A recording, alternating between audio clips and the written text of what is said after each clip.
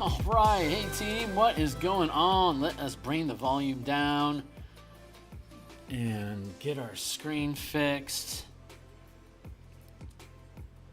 There we go. Hey, what's up? My name's Phil. My seat is so low. There we go.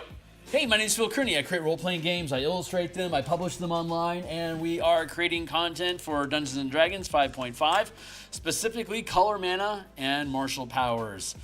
Color Mana Spell Point Variant Rules. I gotta fix my clock.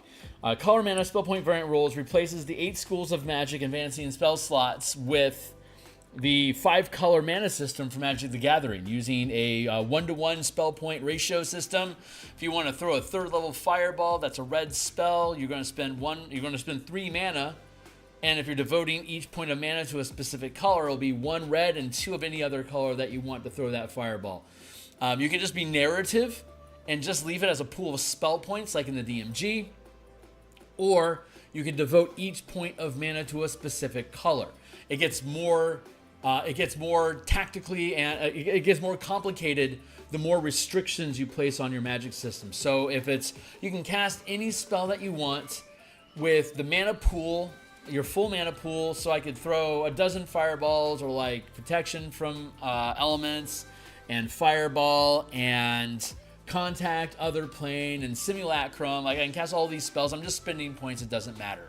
But you could also restrict yourself to have a color identity that your character is aligned to, like, I am Boros, so I will only wield white and red magic. And so if you look at the spell point list, the revised Color Mana Magic spell point list on my DMsGuild page linked down below, you'll see each spell is devoted to one or more specific colors. So if I am Boros with white and red magic, I will only select white and red spells. And if there is a spell that I want, like a green spell, for instance, that I want that's not normally white or red, I could then either find it as a treasure, gain it as a reward, purchase it from sages, or spend time in my guild hall researching it myself, 1 spell per week of downtime activity, and I can slowly sculpt all the spells that I want to be white and red. So I'm always just narratively casting white and red magic. You could just make it so, like, if you're Boros, any spell that you cast, you just describe it as red or white magic, and you spend your spell points, and it doesn't matter what the spell is. That's the loosest magic system that exists currently. That is how the player's handbook works with spell points. If we add that extra degree of restriction on casters, you can now only pick spells from the colors that you identify your characters with, their alignment, like Boros, or Rakdos is red-black, or Lorehold is white-red, or Witherbloom is green-black. So you'd only pick spells from those colors from the Color Mana spell list that we have linked down below. If you want to go another degree further, you then restrict each point of mana to a specific color. Like we were talking about earlier, that Boros character that only has white and red spells, and if a spell is not normally white or red, I have to find it or research it to be the color that I want, so I have access to it. And then if I need to have enough mana in my mana pool of the right color to be able to cast that spell. So like we were talking about before, Fireball is a red spell. Boros, white-red, can naturally cast Fireball if it's on their spell list. And like a wizard, like a Fireball, like a Boros wizard would naturally be able to cast Fireball, and you would expect it to. But to cast that Fireball, you have to spend 3 mana. 1 point has to be red, and the other 2 points can be anything that you want. When I run out of red mana, even if I've still got 40 points of mana in my mana pool, if I am out of red mana, I cannot cast a red spell until I get red mana back into my mana pool. Either by finishing a rest that regains mana, as whenever I gain mana, I choose what color that mana is. And whenever I take a short rest, I can change any amount of mana's color from one color to another. I can just change what color it is. So if you're playing like a Dominaria campaign, or a Korea, or Ixalan, or Kalash, or like Kaladesh, or what is it? The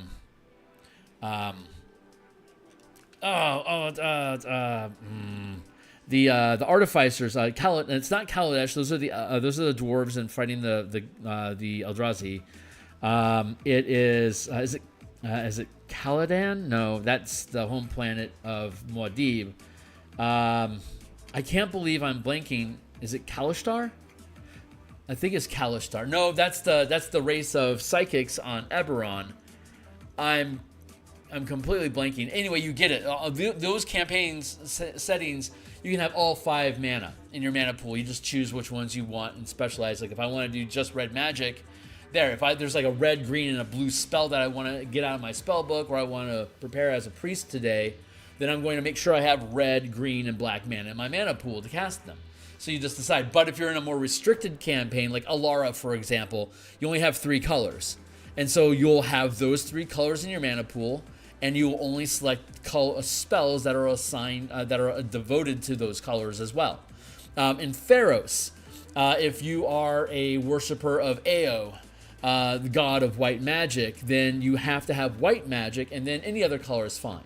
If you're like, say, an Erois priest, which is white and red mana, then again, you would have to only have white and red mana, and you would gain bonuses by praying to your Erois god, gaining white-red spells as a cleric, or say as a paladin devoted to them, or like in Rakdos, Selesnya is white-green, so I would only learn white-green spells. I would have only white-green mana in my mana pool, and I could go to my Selesnya guild hall at any time as downtime activity to spend that week of downtime during your gritty realism rest, of short rest every night, and then long rest is a week of downtime activity in your guild hall or a safe space. But in your guild hall, you get free access to the spell archives, to then slowly convert spells, or training area to convert your spells into the color that you want them. So over time, your character can become bi or monocolored. It's like all my color is red. I am red of Boros, and I only have red mana, and I only have red spells.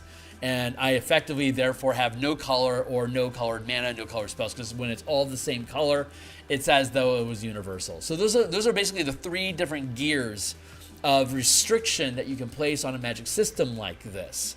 And so that's what the color mana system is. And then the martial power system is giving martial characters, barbarians, fighters, monks, and rogues, a half-casting mana progression as well. So all 14 classes, including the Scion, have a mana pool system as their base character resources that they're either channeling powers or casting spells from, and paying for subclass and class features from their character, or even potentially feats, magic items, things that you get from Renown, or college credits in Strixhaven, or piety from Theros. These are all things that characters can spend on mana when you have a universal mana system that this is offering.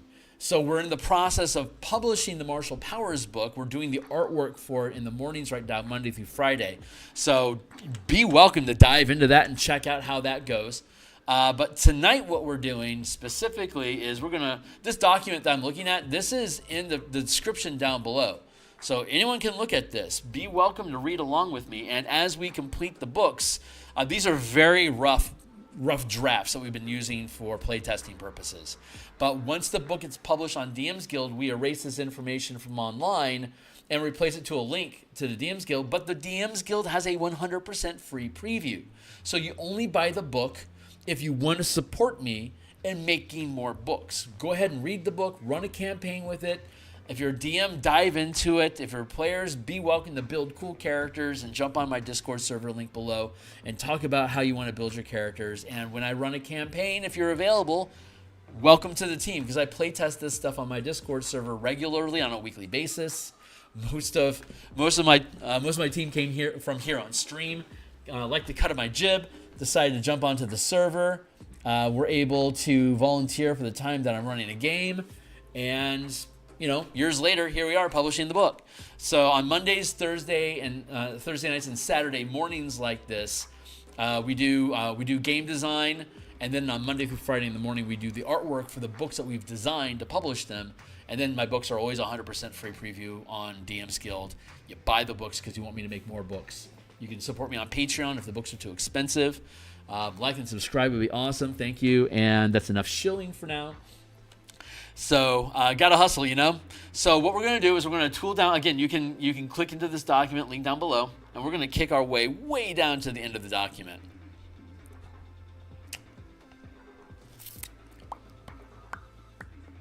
Where do we want to be with this? I think are we in front of the backgrounds?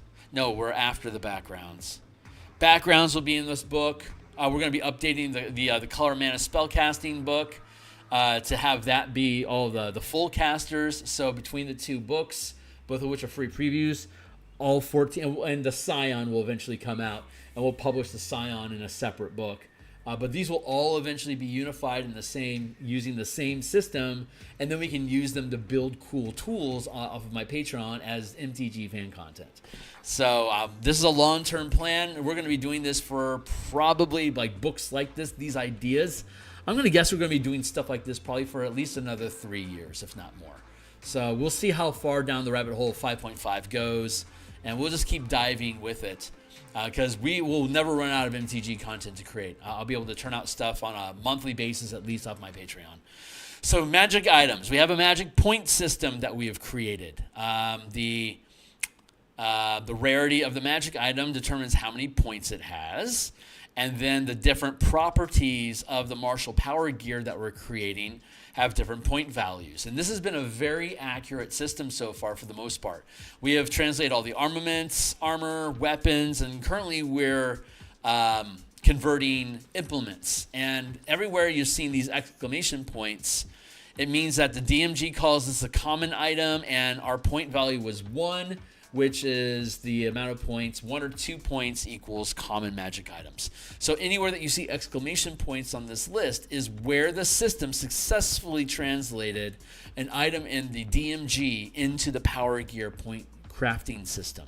The point crafting system is going to be a separate publication that we're going to put out on ttrpg as a non-DMsGuild Creative Commons license project that will be able to extract items that are in the Creative Commons, go through this same exclamation point process to demonstrate how these things align, and then we can just build out a fuck ton of magic items to go along with it, just to further pontificate, to use both spells and powers. But this book, the Martial Powers book that we're creating, it's specifically focusing on powers that you gain from the Martial Power system. So like artificers, for instance, can use powers. They have spells, so do rangers, so do paladins.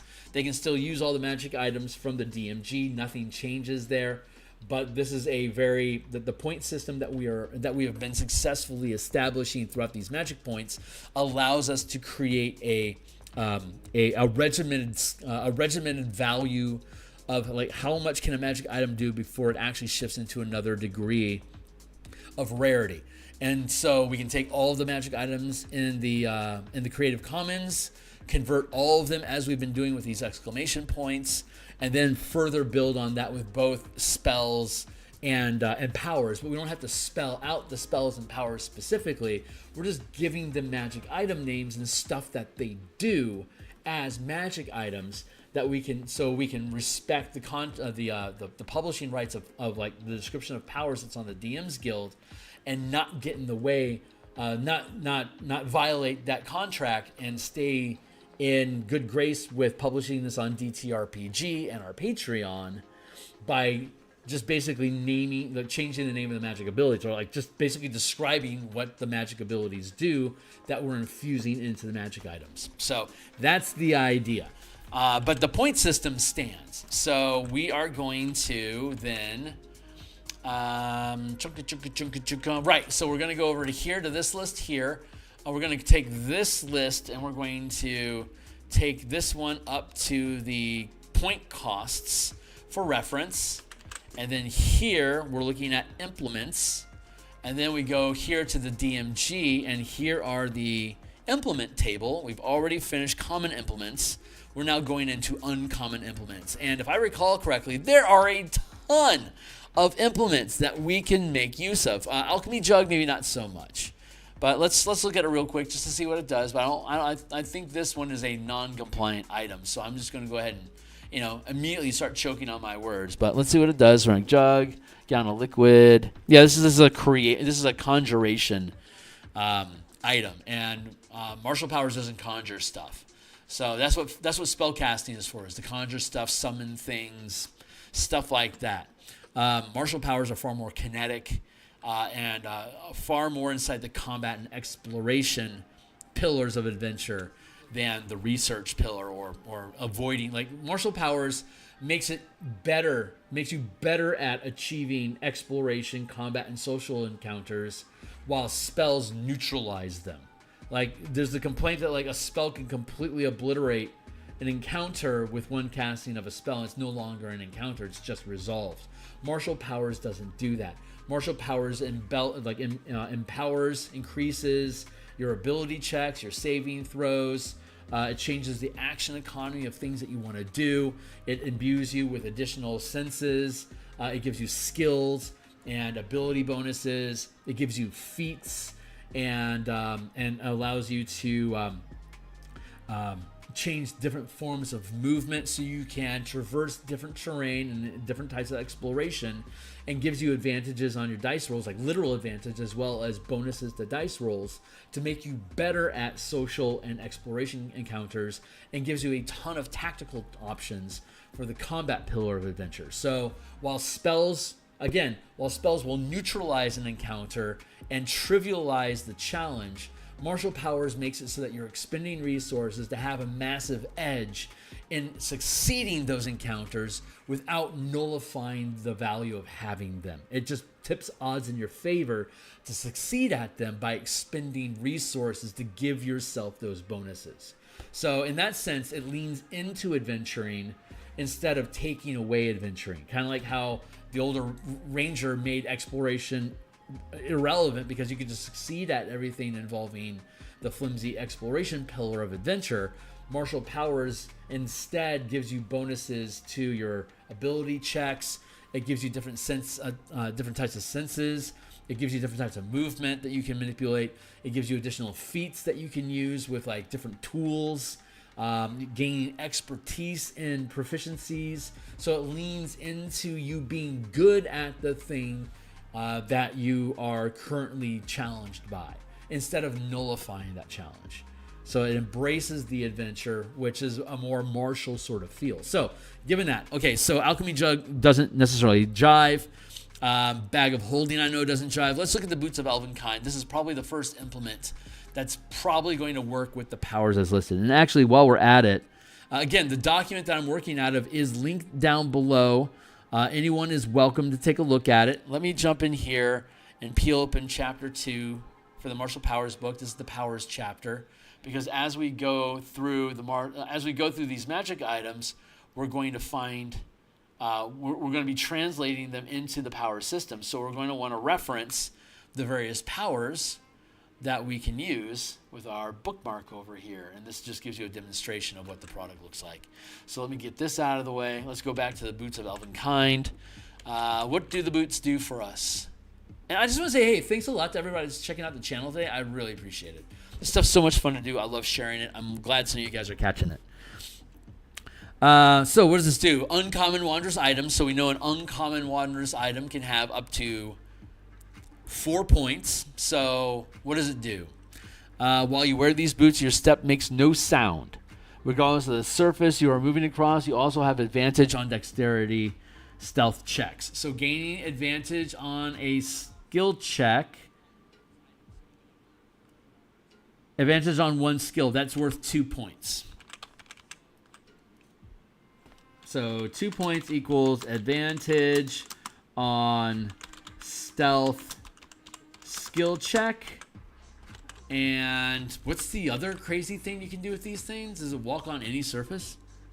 No sound. You also have advantage on dexterity stealth checks. Okay, this is, considering how ability checks work, this is just flavor text of how you're passing your stealth check. But even if your footfall is silent, you still have to make a stealth check to avoid somebody. So this is just more of a description than anything else, which means that our gear is cheaper. It's only 2 points, which is common. While you wear these boots, your steps make no sound. That's actually a prestidigitation effect. Hold on. That's more of a prestidigitation. 1 equals cantrip, silent footfall. Prestidigation. Actually, I should write that as Prestidigation, Silent Footfall.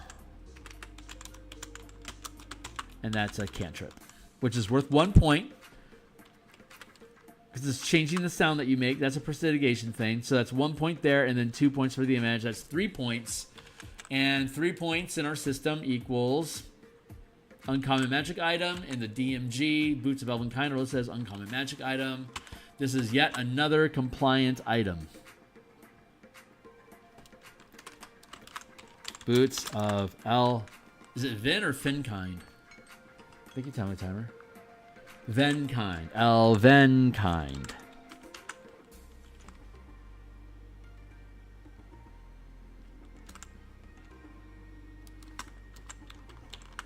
Three points equals uncommon. See, this system works. DMG equals uncommon. So that is a compliant item. So if this is in Creative Commons, we would be able to make use of this as yet another example of the system working as intended. What's next? Striding and springing. Okay. While you wear these boots, your speed becomes 30 feet unless your speed is higher. And your speed isn't reduced by carrying weight in excess of your carrying capacity or wearing heavy armor. Once on each of your turns, you can jump up to 30 feet by spending only 10 feet of movement. Huh. Okay. You wear these boots, your speed becomes 30 feet. There's no direct translation of that other than speedy, and that would be perpetual, so that would be worth 3 points on its own, which would be uncommon. Your speed isn't reduced by your carrying weight, which is also something that can't directly translate, but we can do the jump of 30 feet with abundant step. So this is a non-compliant item because it's got these cute little toss-in features that aren't any specific powers. They're just flavor add-ons. So generally those would be like maybe worth 1 point each, generally. But then when we get to, say, abundant step, this is a sustained level 1 power, and it goes a little like this. Oh, it's level 2. Well, fuck off. That is in no way going to be uncommon. But this is what it does. While moving during your turn, until the end of your turn, you gain a fly speed equal to your speed. If you expend one, so that costs 2 mana to do that for 1 round. If you expend 1 additional, and so, okay, so it takes 2 mana. It's a level 2 power. You can't start doing this until level 5. It's a fly speed until the end of your round. Your fly speed doubles if you expend an extra point, so 3 points total. And if you want to spend 4 points total, you also will not provoke opportunity attacks. So during your turn, you can move. You can sacrifice your reaction to gain 1 point of mana. You can sacrifice your bonus action to gain, at level 9, it's 2 points, but at level 5, when you get access to it, that's 1 point. And like a fighter could sacrifice both attacks to get 4 points. I could use Abundant Step, gain a double fly speed, and not provoke opportunity attacks if all I wanted to do was move. I could sacrifice both my attacks, my bonus action, and my reaction to generate 4 mana, and then use that to do all of these things on Abundant Step. To have all of that stuff as a magic item, it would cost 4 mana, which is 8 points, and the level 2 power costs 3. That'd be 11 points. That would basically be a legendary item. Yeah, that would literally be a legendary item. So that is way more expensive than the uncommon item. We could just go with a fly speed of 30 feet, which is effectively being able to jump 30 feet, right? It's a little different. So, but anyway, that's how we could translate Abundant Step. You could also take the Efficient Power feat. And if you take the Efficient Power, it's a fighting style. So if you take the fighting style, it can reduce an exploit cost by 1 mana.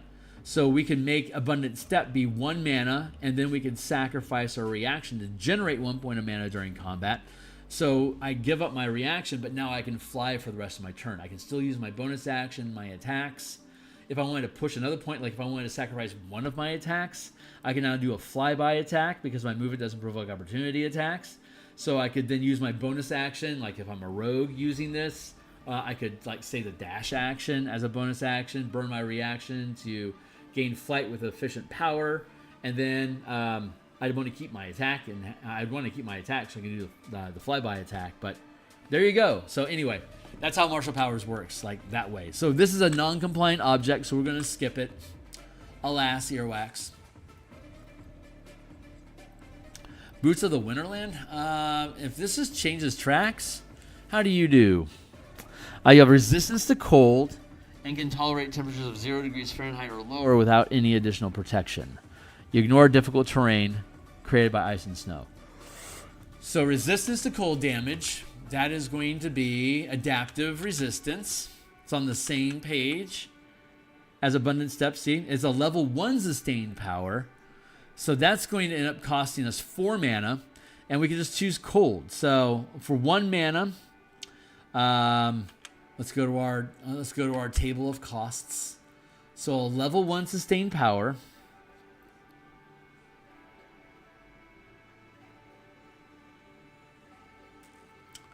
Level 1 power costs 2 points. And then every time we use it, we get 1 temporary mana. That's also 2 points. That's 4 points. So we could have permanent adaptive resistance to cold damage as an uncommon item. And so you have resistance to 1 or more types of damage by sustaining the listed amount of mana for each. So like for 2 mana, I could have both acid and cold resistance. Or like for 3 mana, I could have cold and necrotic damage. For 5 mana, I could have cold, necrotic, and BPS resistance. Moreover, you have advantage on any saving throw you are forced to make against an effect that deals a damage type you have resistance to from sustaining this power. So if I have that cold resistance, if I get hit with a Cone of Cold, I will have advantage on that Cone of Cold saving throw and be resistant to the damage on top of it. So cheers, good stuff. So yeah, we can make those boots cold. The one thing we can't account for though is the ignore difficult terrain created by ice and snow. That's just not an ability that exists. I would call that probably a cantrip ability. That would be 5 points. And that would push it into the rare instead of uncommon. So in this instance, it doesn't jive. So we're not going to include the Boots of Winter. Is that what it's called? Boots of Winterlands. The Broom of Flying, it's going to have a long wind duration, so that's not going to directly reflect either. So this will be like double speed. Yeah, this isn't compliant. So there's a lot of items here that are not compliant. But that's okay. We expected that coming in. Cap of Water Breathing. This should be compliant. When wearing this cap underwater, you can take the magic action to create a bubble of air around your head. The bubble always allows you to breathe normally underwater. The bubble stays with you until the cap is removed or until you are no longer underwater. So that's basically the air bubble spell from Spelljammer. It's a 2nd level spell. That's not how we're going to solve this one though, because we have a more fun solution. We're going to take Aquatic Adaptation instead. There you go. Aquatic Anatomy. Thank you. It's a level 1 sustained power, so we know the cost is 4. Here's what it does. You can breathe underwater, and you gain a swim speed equal to twice your speed. Moreover, you don't have disadvantage on melee weapon attack rolls from attacking underwater. There you go. So it's a better version. But it is compliant. So we'll go like that. We'll go, what's it? Cap of Swimming? Is that what it's called? Cap of Water Breathing. Cap of Water Breathing.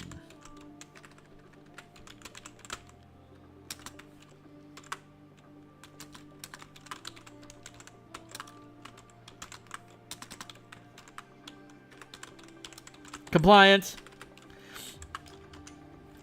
2 equals Aquatic Anatomy. Level 2 sustained power. And then we got 2 points equals 1 mana.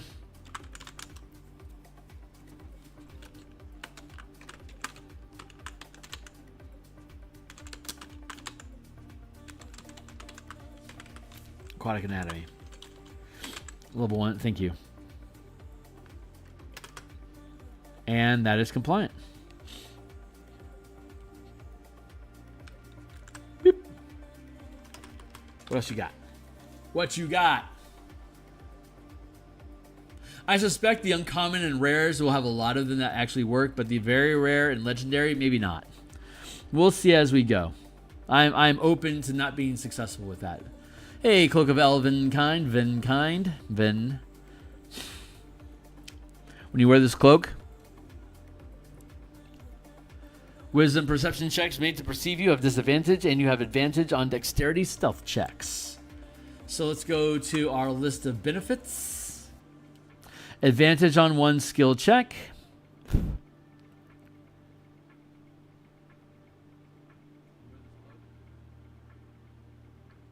Oh yeah, we don't have. We should probably do that. Hold on.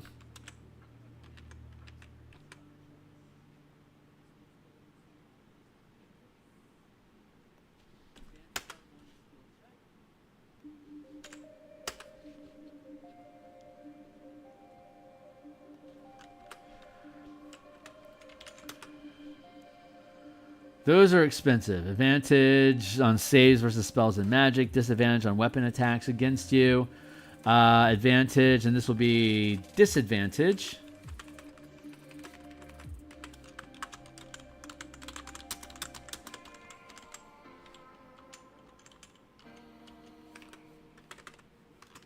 Against you.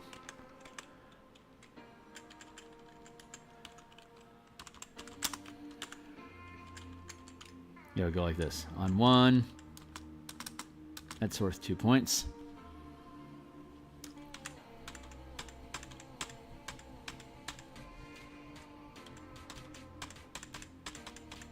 Thank you. Thank you.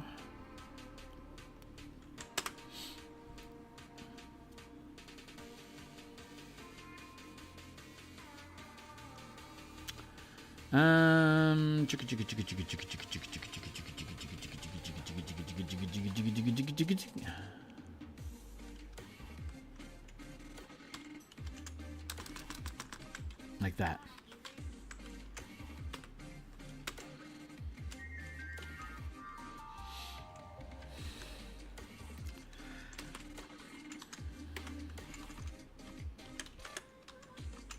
Like that. All right, we're up to date.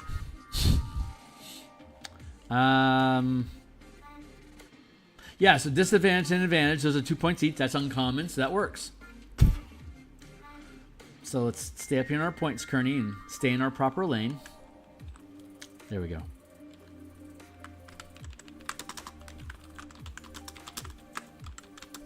Elvenkind. 4 points equals uncommon. DMG equals uncommon.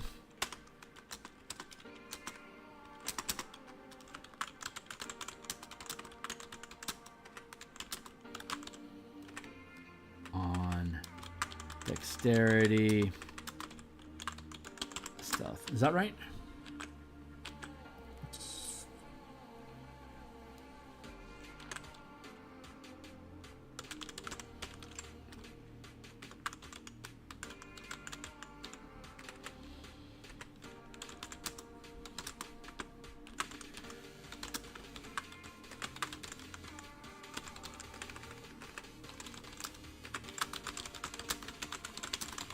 Against you, and advantage on dexterity stealth checks.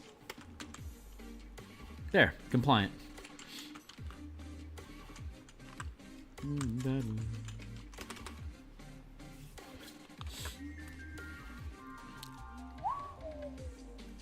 How does this go?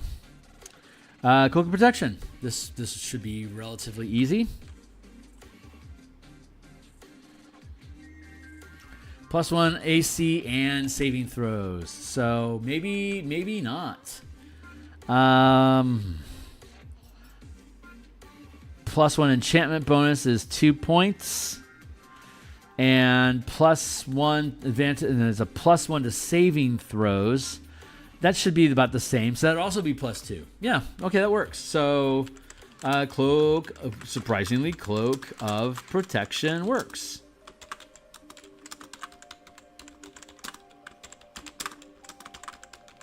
I did not expect that. 2 equals +1 enchant, +1 saving throw.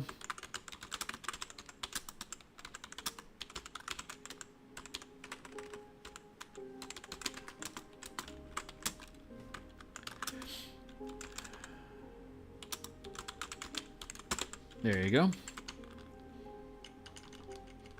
Happy to report, Cloak Protection compliant.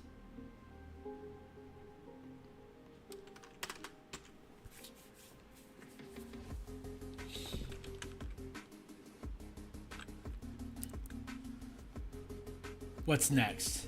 We probably have one more session after this to complete this list, but we may be surprised. What does Cloak of the Manta Ray do? I bet it does a whole bunch of weird stuff that's I'm not gonna. I love that cloak. It looks so cool. What do you do? While wearing this cloak, you can breathe underwater, and you have a swim speed of 60 feet. It's basically the same thing as a cap of water breathing.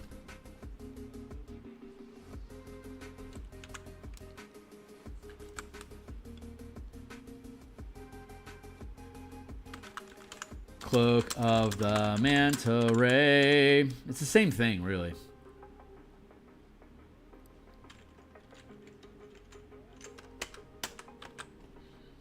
What's next? Keep them coming, buddy. As soon as we finish these implements, we start getting to make our own original magic items using the power system and these crafting points. So I am looking for Decanter of Endless Water is not going to be compliant. Drift Globe. I have no idea what a Drift Globe is. Where are you at, buddy? Oh, don't tell me my internet went down. I hope my internet has not gone down. Come on, buddy.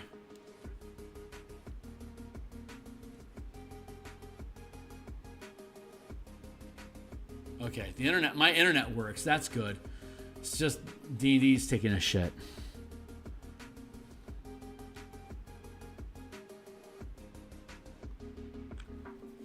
Come on, buddy. You got to recover for me.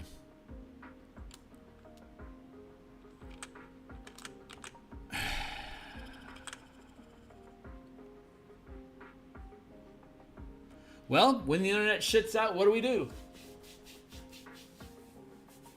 I guess until the website picks up, I guess we start making magic items to just make the best of our time, right? Till D&D Beyond can get its act together, I don't really have any. I don't have another move, so you're forcing me to do this. Okay.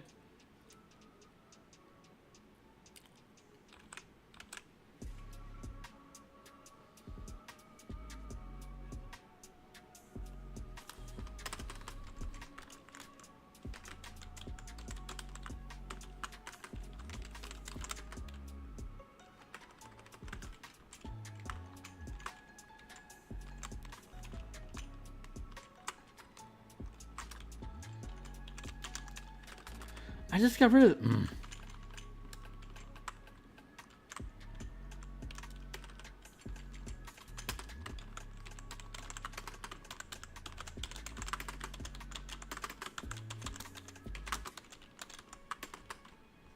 Legendary. Oh my god, come on, man.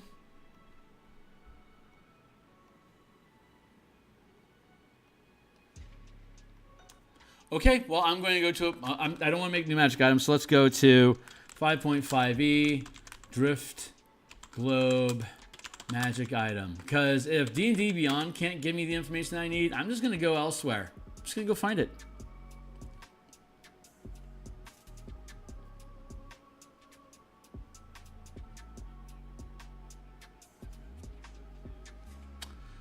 Where can I find it?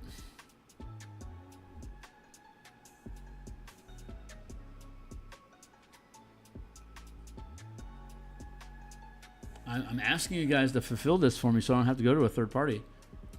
But if you can't make your website work, what else? What choice do I have?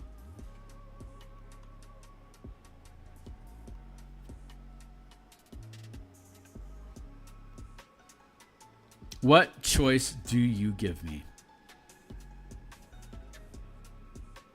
What's all this shit?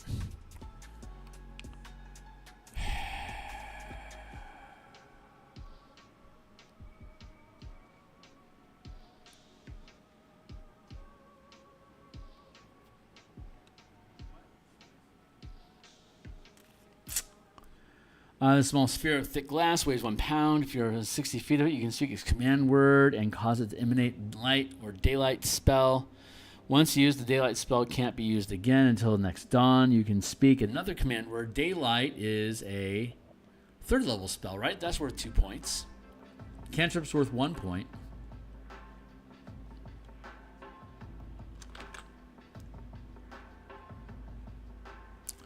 Drift Globe. Okay, and what's the rest of the story? Hey, internal error. Great, guys. Well done. This is why you don't want to have all your books on a website as a subscription service instead of having, like, actually owning the books or just grabbing a PDF of them because Wizards won't provide them. This is the best argument for doing that ever. Do better, Wizards. Waters item. Okay, so the light is a cantrip. That's a 3rd level. That's an enspelled item. You can speak another command word as an action to make the illuminated globe rise into the air and float no more than 5 feet off the ground. The globe hovers in this way until you or another creature grasps it. If you move more than 60 feet away from the globe, it follows you until it is within 60 feet of you. It takes the shortest route to do so. If prevented from moving, the globe sinks gently to the ground, becomes inactive, and its light winks out. That's basically like Tensor's Disc, basically, which is worth a cantrip because it's a ritual. A first level ritual is worth a cantrip, 1 point. So Drift Globe actually works. I am incredibly surprised, but delighted. Okay, this is gonna work, so we can skip them. Cook some Manta Ray, Drift Globe.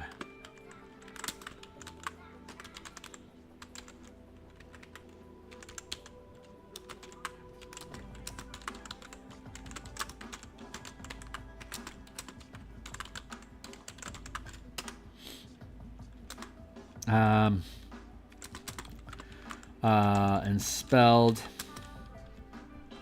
No, daylight. Daylight spell once per day. Level 3.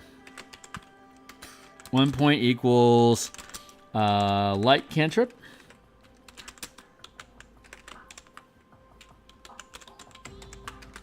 And then 1 point for Tensor's floating disc.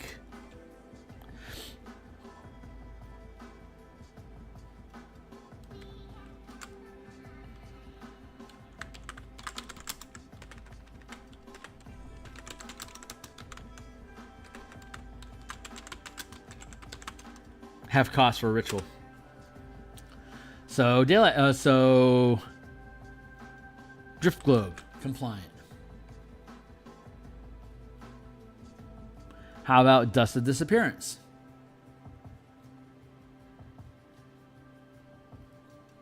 Hey, the website works again. Very good. Is it just Drift Globe that doesn't work?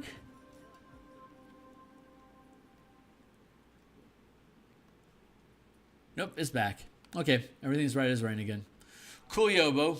Let's go. Dust of Disappearance. How do you do? This powder resembles fine sand. There's enough of it for one use. When you take the utilize action to throw the dust into the air, you and each creature or object within a 10-foot emanation originating from you have the invisibility condition for a number of minutes. The duration is the same for all subjects, and the dust is concealed when its magic takes effect. Immediately after an affected creature makes an attack roll, it dissipates. So, what is it? 10-foot creatures and objects in a 10-foot emanation from you. So it's an area of effect that does not comply. So we're gonna have to let Dust of Disappearance go. Neat idea though. I like the magic item. It just doesn't come. There's just no powers that duplicate that effect. So we skip it.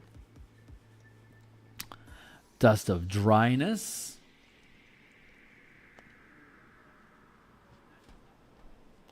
Utilize action, sprinkle dust over water, turn the 15-foot cube into one marble-sized pellet. Which floats or rests near where the dust was sprinkled. The pellets. Oh, that's super cool. But there's no direct translation from that from martial powers, so we have to let that one go. Sneezing and choking. Inspelled weapon we've already done. Here we go. I have minute scene. I don't think this has a direct derivative. Oh no, here we go. Your vision improves significantly up to a range of 1 foot, granting you dark vision within that range and advantage on intelligence investigation checks made to examine something within that range. So intelligence investigation and dark vision. Do we? I don't think we have.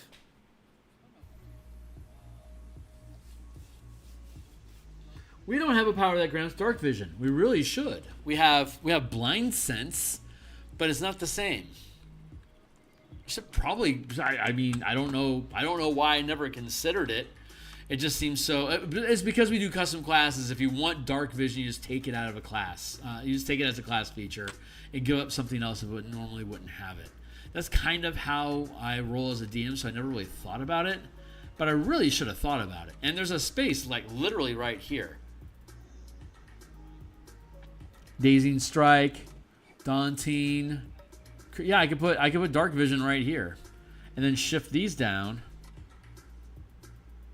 so they occupy this space, and then we don't have to worry about an illustration there. Yeah, we should include dark vision. That totally makes sense. 60-foot range, or it increases your dark vision range an extra 60 feet. That actually makes a lot of sense. So we should include that.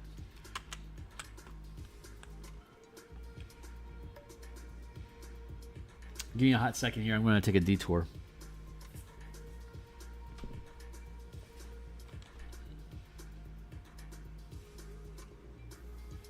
Oh, we fixed the Artificer language for the replicate magic items, because we were talking about that. So here's how that landed. Zoom in for the peoples. You have learned to create plans for magic items. Plans known. When you gain this feature, choose 4 plans to learn from either the magic items listed in the Forge of the Artificer, for which you qualify at levels 2, 6, 10, and 14, or from the items listed in Chapter 4 Power Gear list below. The rarity of power gear you can create plans for is determined by the Artificer level you reach, as listed in the Power Gear Plans table. Power Gear Plans table, level 2, common, level 6, uncommon, level 10, rare, level 14, very rare, level 18, legendary. Very straightforward, super easy. Whenever you gain an Artificer plan, and again, it's using that point system that we have built. So whenever you gain an Artificer level, you can replace one of the plans you know with a new plan for which you qualify. You learn another plan of your choice when you reach certain Artificer levels, as shown in the plans known column of the Artificer table. When you choose a plan to learn, you choose it from any magic item plans table for which you qualify, or plans table, or the power the power gear rarity for which you qualify.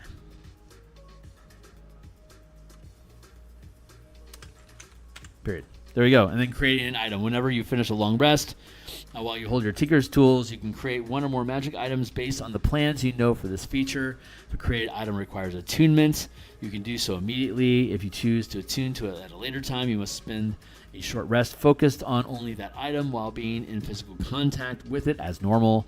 The number of magic items you can create is specified in the magic items column of the Artificer feature table.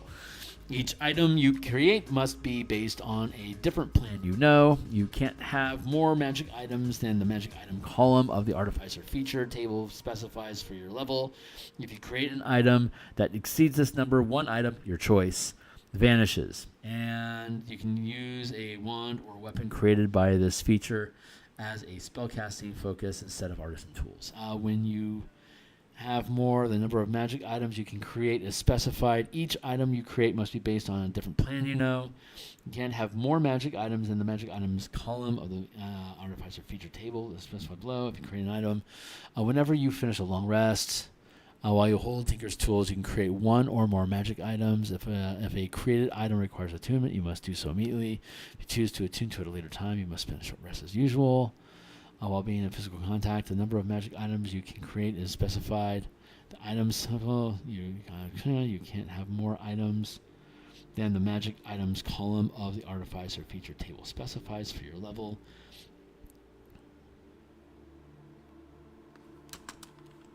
I want to revisit that because I'm pretty sure you can only make one magic item, but I didn't mention it here. So I want to go back and check on that real quick.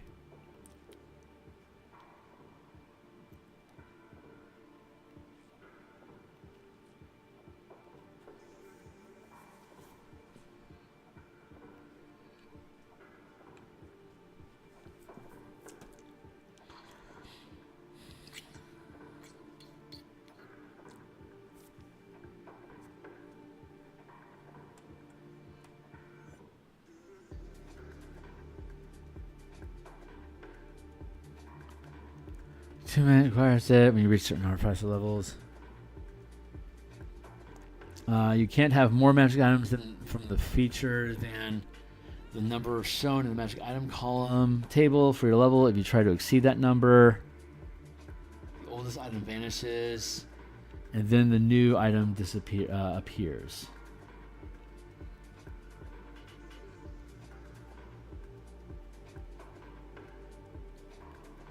Oh, no, I can create multiple items.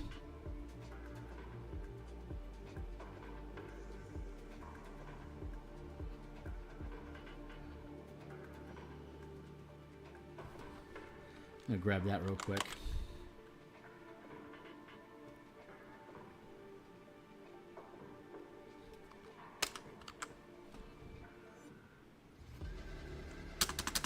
If an item that you created with this feature is a container, when it vanishes, its contents harmlessly appear in and around its space. And that takes us to the end of that page. There.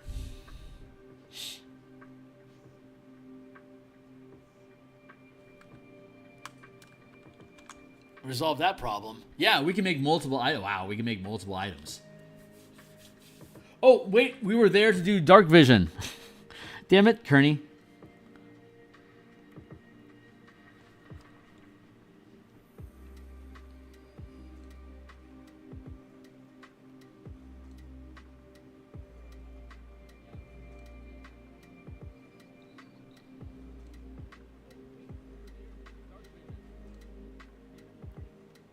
Thank you.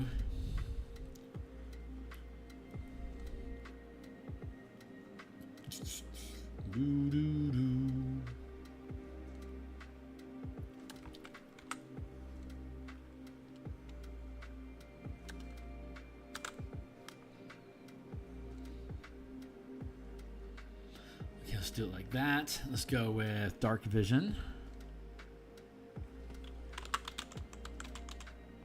I can't believe I didn't do this. Level 1, sustained power.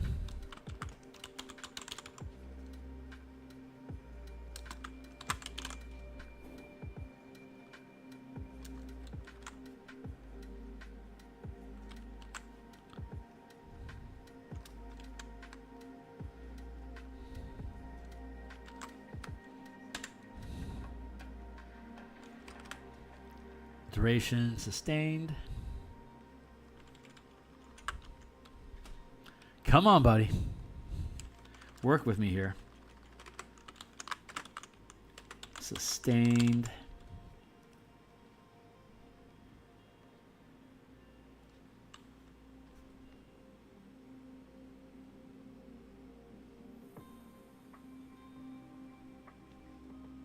Hold on. I'm just looking for language.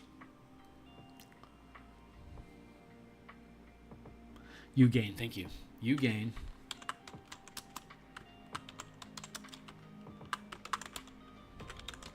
Dark vision.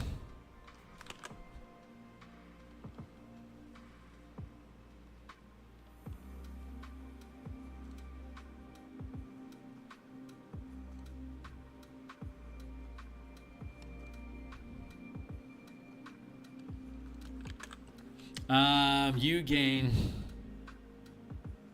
dark vision with a range of 60 feet per mana, sustained by this power. If you already have dark vision, your range increases by 60 feet per mana, sustained. Oh, wait, you gain dark vision with a range of 60 feet.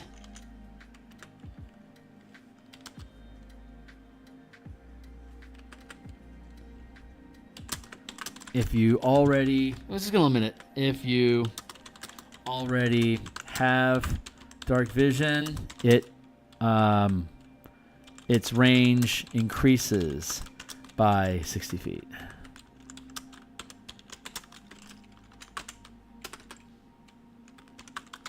Kicker.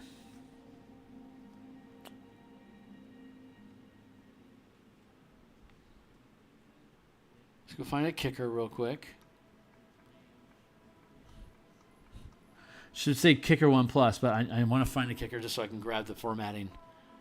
It'd probably just be quicker at this point for me just to do it, but there we go, kicker.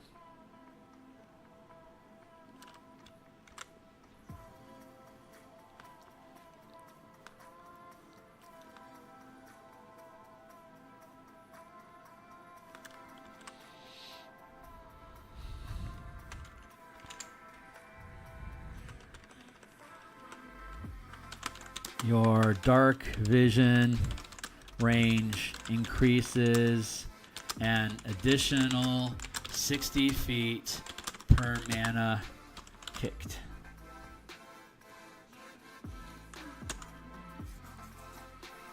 Nah, we'll skip it. We don't need a kicker.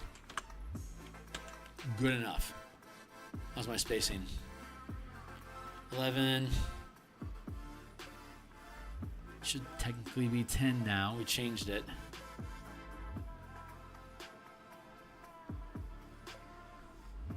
We'll do that later. Dark vision. Okay, we've locked in dark vision. Dazing strike. Daunting presence. Dazing strike.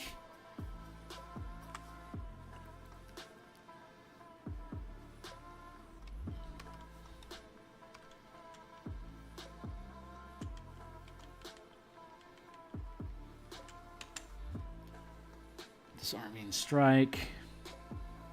Distort.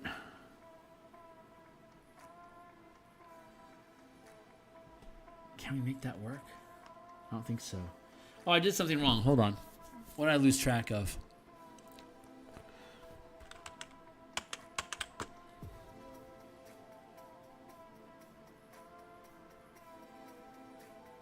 Ah, got it. Oh, no, this still works. Okay. No, wait.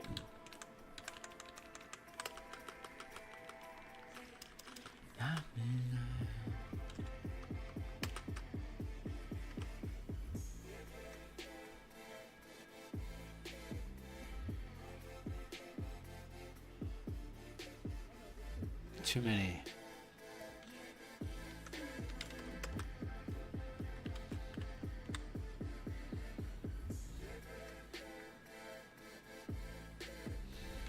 Nah, come on.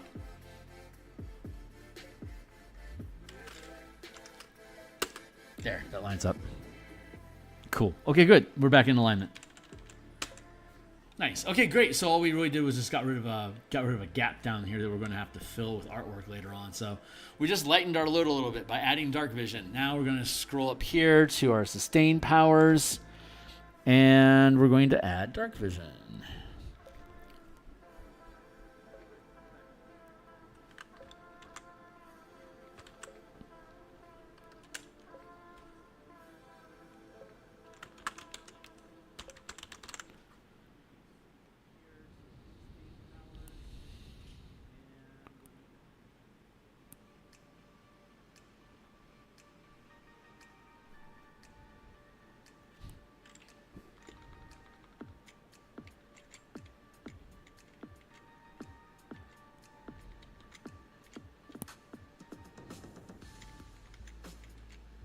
Let's do that.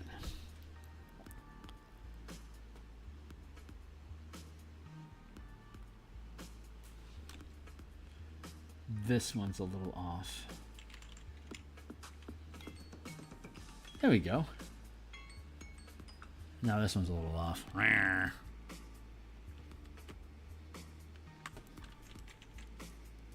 Let's just bring those up. There we go. Well, once we get this into Photoshop, we'll properly align these things, and then we'll drop back in and line them up, overlap them. But great, now we have dark vision added. I don't think any of the classes, any of the subclasses need to have dark vision. Not every one of these things are on a subclass bonus list, but spells are like that too, so that's okay. How are we doing on time? 8 o'clock? Yeah, we still got some verve in us. Oh, great. Dark vision is now included, so we can now do properly the eyes of, what is it? Eyes of minute scene.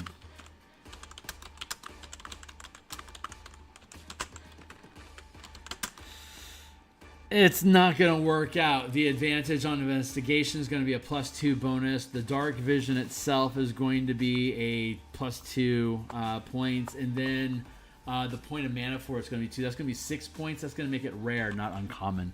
So we're going to just go ahead and nip that. And try something else.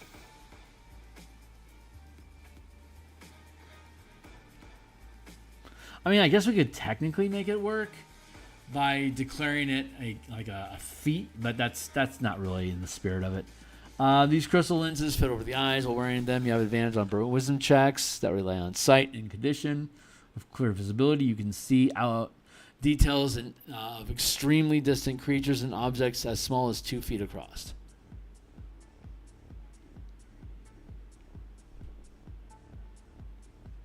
Oh, wow, there's no limit.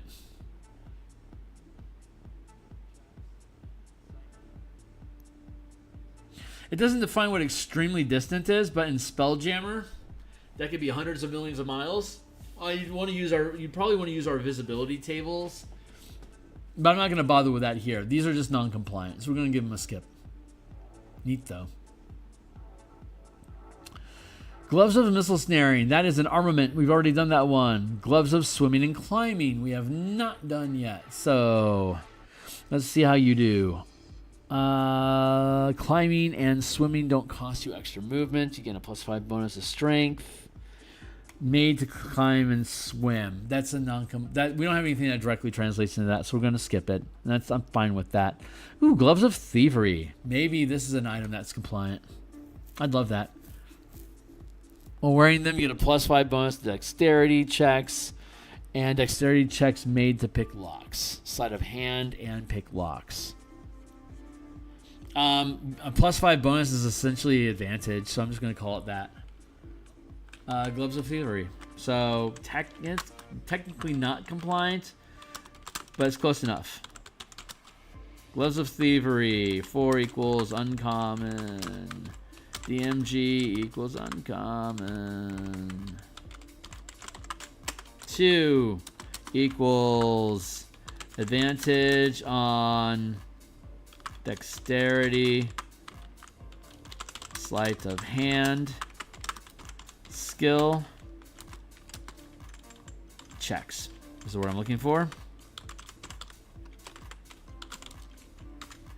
Advantage on dexterity. No, wait.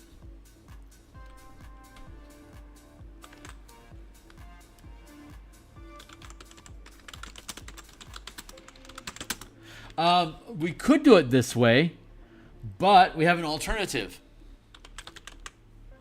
We can go to Trap Springer.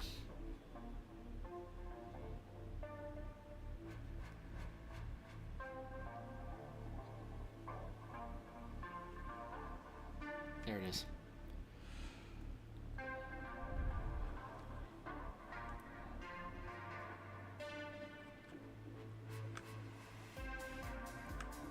Level 1 sustain power, so it's 2 points, and 1 mana to sustain it is 2 points. So that's 4. So you can take the search action as a bonus action and gain advantage on any intelligence investigation or wisdom perception checks to find traps, secret doors, and other concealed items. Moreover, you automatically understand the general nature of any traps revealed this way, and you gain advantage on intelligence or dexterity checks using tools you have a proficiency with to disarm traps.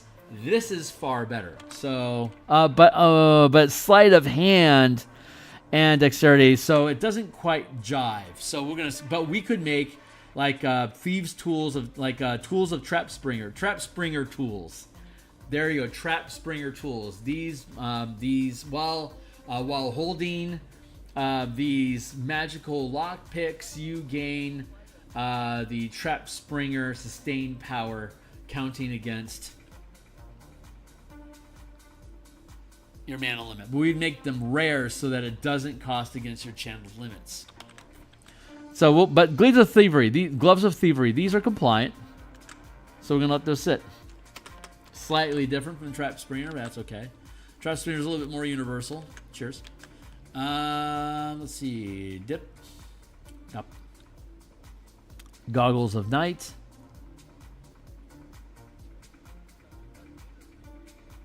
$60 feet or an extra 60 feet. How about that?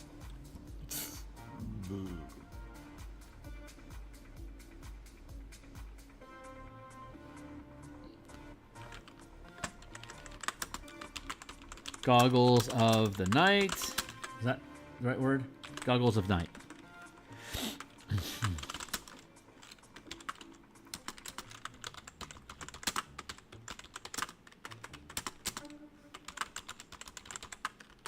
Two equals Dark Vision. That is a level 1 sustained power. 2 points equals 1 mana. Dark Vision. Compliant. Boop. Boop-a-da-boop, boop, compliant. So if you just have as a common, you add, as for 2 points, as a common item, these goggles adds Dark Vision to your list of prepared powers that you can spend mana on yourself, and using one of your sustained channels to sustain it. For an extra 2 points, not only do you have Dark Vision now prepared, but it also provides the point of mana to do that, but it occupies one of your sustained power channels. And at, say, level 1, you only have 1 channel for 1 mana. At level 5, you have two channels, 2 mana.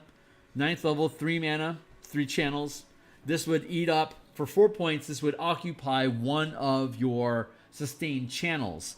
But if we instead spent 4 points, where's that at?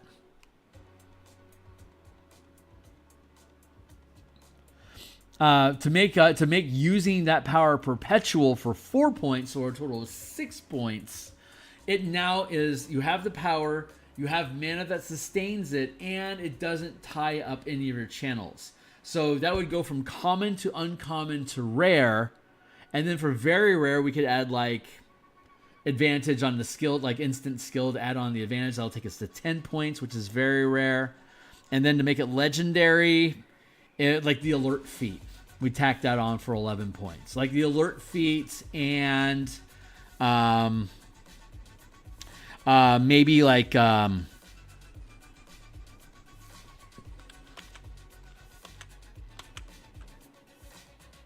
hold on.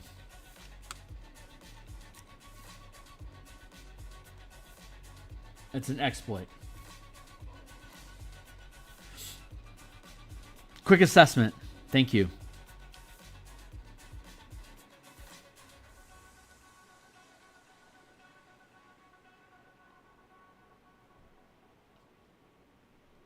Where'd you go? There we go. Quick assessment. For 1 mana at any time, you can use a bonus action to take the search or study action. There you go. So that's 1 point plus the mana. That's 4 points, and the alert feat. That takes us. Well, that take us to 15. So not the alert feat, but quick assessment. Yeah, we could tag on quick assessment. But yeah, that could scale us from a common to legendary goggles, basically.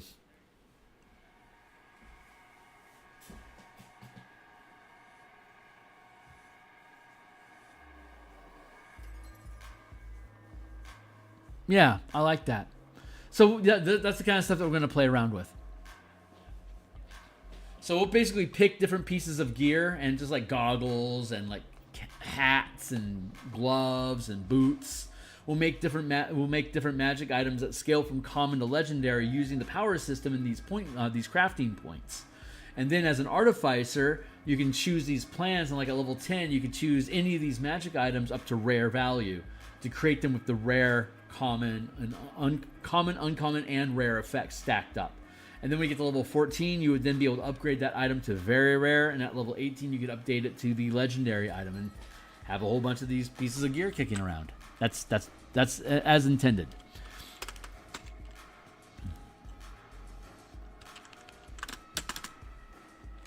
What's next?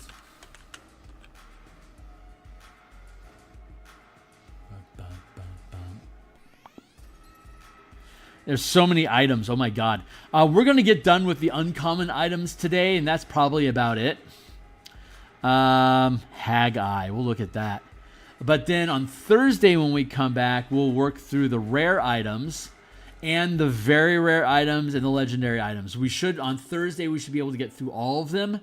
And then on Saturday morning, when we come back for our Saturday morning design stream, we'll either do Mecha Kaiju campaign prep, or we'll do the we'll start making magic items.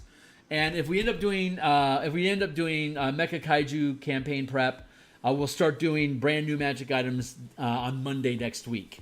So that's currently our design curve. And then as we build these things out, we'll be including them in the Martial Powers book. In the Power Gear Chapter 4. And we'll probably spend maybe a month doing that. And at the end of that time, we'll have the color alignment, Chapter 3 color alignment and backgrounds resolved. And then Chapter 4 will be resolved at that time because we're just going to be dropping magic items in. And then by that time we should be done with the cover art, and we'll be working on interior art.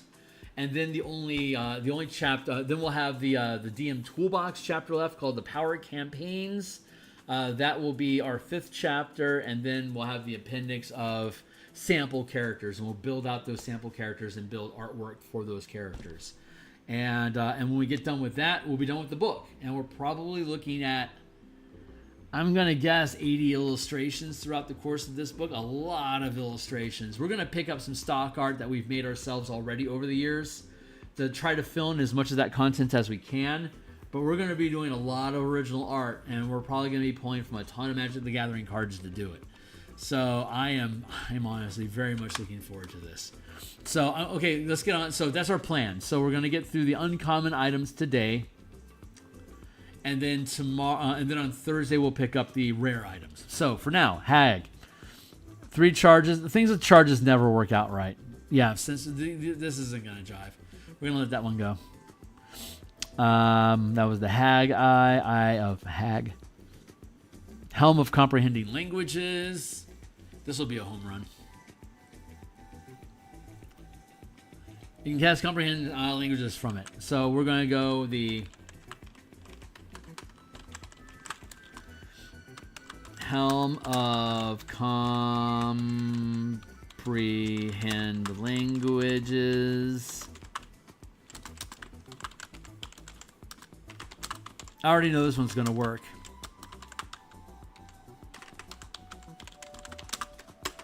Two points equals Omni-Linguist,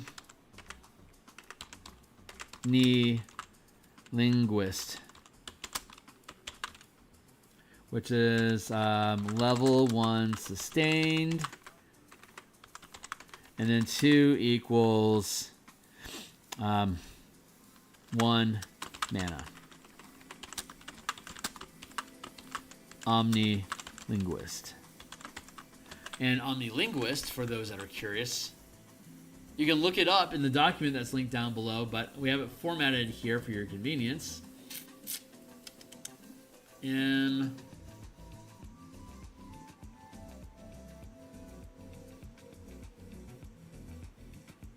on, buddy. Omni-Linguist. Level 1 sustained power. You can communicate with and be understood by any creature with a spoken language, and you can read any non-magical text. There you go. Super easy. Barely an inconvenience. Hey, what's up? I'm going to hit mute here because I don't want to have that happen again. But hey, what's up, Stream Boo?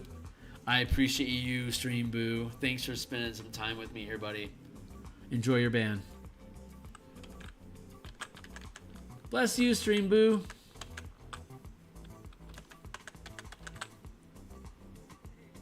All right, next item. Immovable Rod. Uncommon magic item. This is not going to jive with what we have. Immovable Rod has a button on one end. You can utilize action. You can press the button, which causes the rod to become magically fixed in place until you or another creature takes a utilize action to push the button again. The rod doesn't move, even if it defies gravity. The rod can hold up to 8,000 pounds of weight. More weight causes the rod to deactivate and fall. A creature can take a utilize action to make a DC 30 strength athletics check, moving the fixed rod up to 10 feet on a successful check. We can't directly translate that, but I do ever so love Anchor. So let's go look at Anchor real quick because it's super fun. Very utility power. You attempt, okay, so level 1, it's a level 3 reaction, so it takes 3 mana. You can start doing this at level 9. If you take the efficient power feat, you could drop the cost to 2 mana. But regardless, when a creature you can see within range moves, is moved by an effect, teleports or transports to another plane of existence. Your response, you attempt to interrupt the creature immediately before it leaves the space it occupies, forcing it to make a charisma saving throw. On a failed save, the target's speed becomes 0. It can't teleport or transport to another plane of existence until the start of its next turn.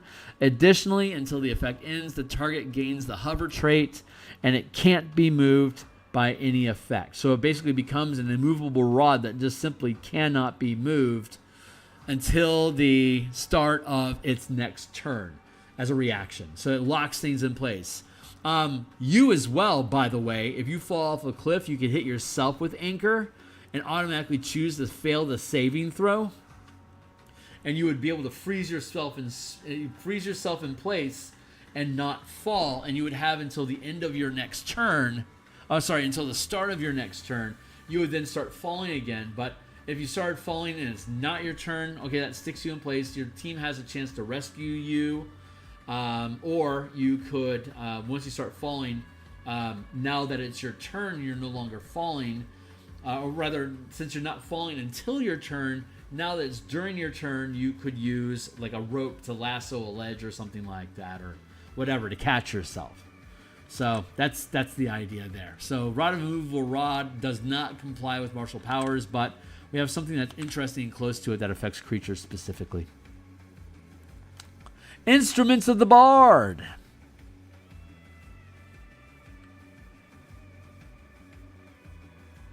Oh my god, that's crazy complex. Yeah, non-compliant. Thank you, though. I mean, spells are great, but we're just building in power gear. Lantern of Revealing. Let's see how you do. While lit, this lantern burns for 6 hours. Bright light, 30-foot dim light, 30 foot.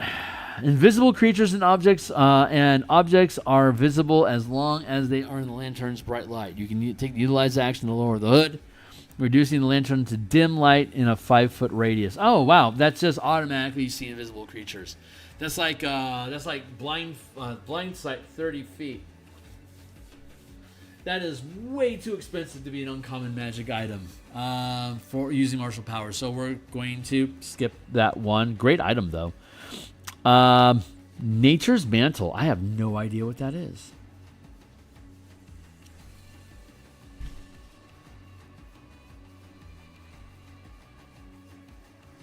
It's a robe.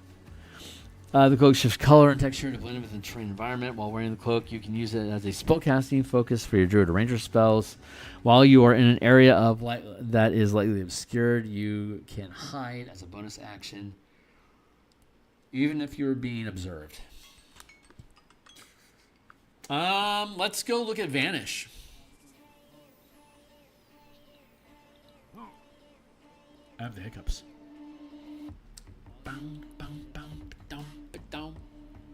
Vanish, level 2 power. That's going to make it too expensive for uncommon, but when you take the hide action, you can do so even if you don't have any cover to hide behind.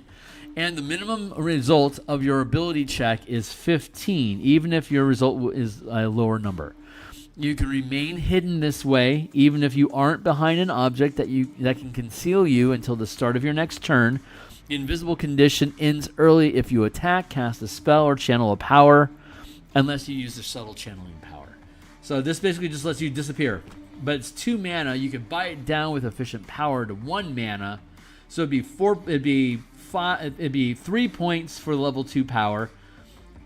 2 points. 1 point for the fighting style to drop it to only 1 mana cost, and then 2 points for the 1 point of mana that's still needed.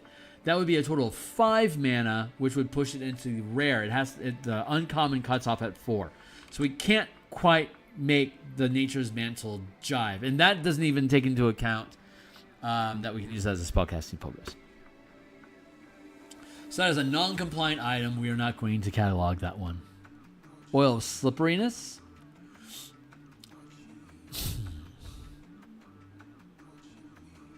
One medium or smaller creature, along with the equipment they're carrying, you have the benefit of freedom of movement for 8 hours. Or it can become the Grace Spell. That does not directly translate, so we're going to skip that one as well. This might actually go faster than I thought.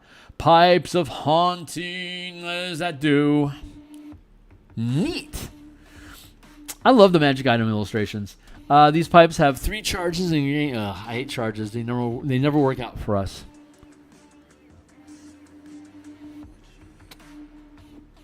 The Frightened Condition. Yeah, that's not gonna. We can't do that for an uncommon item. That's not gonna jive.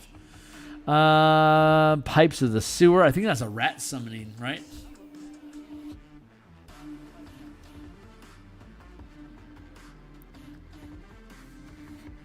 Yeah, rats. Not going to jive.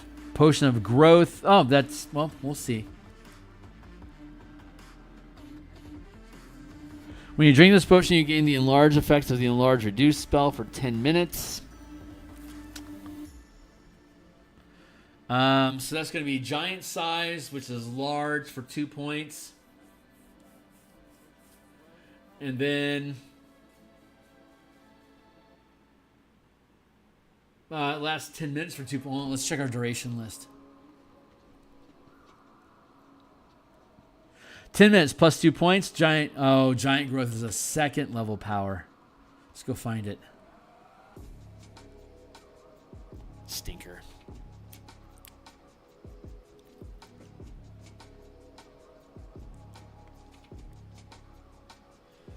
Yeah, Giant Growth, level 2 sustained power. But we can reduce the cost. Level 2, it's going to cost us 3 mana. It's going to cost us another 3 mana to charge it. We cut that in half because it's a... another 2 points take us to 8. And then because it's a temporary... because it's a consumable object, we reduce the cost by half, round down. That takes us to 4, which is uncommon. So this actually jives. We can actually... This is actually compliant. Awesome. So let's do, what is it? Potion of Giant Strength? No. What's it called? Potion of growth. Thank you.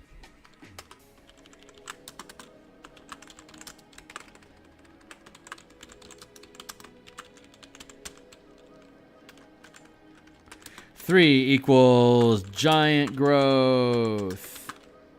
Level 2 sustained.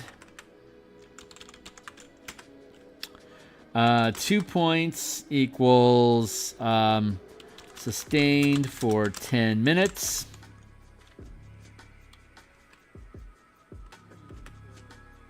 Yeah, sustained for 10 minutes.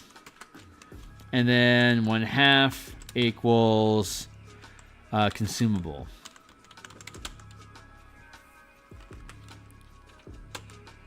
We could do it this way. No, 10 minutes, that's the right way to do it. And we cut that in half and reduce it, so technically it's common.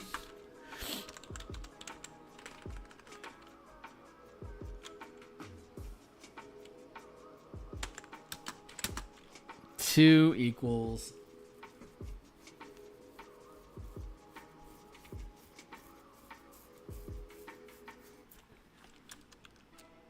common. DMG calls it uncommon. I'm okay with that. Ooh. Let's make it last 3 for an hour.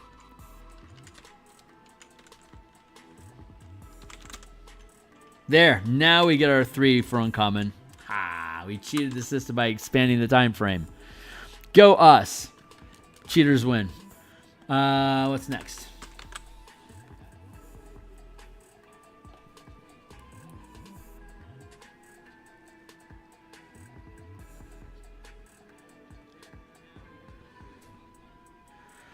Potion of healing doesn't directly translate. Actually, let's take a look at it.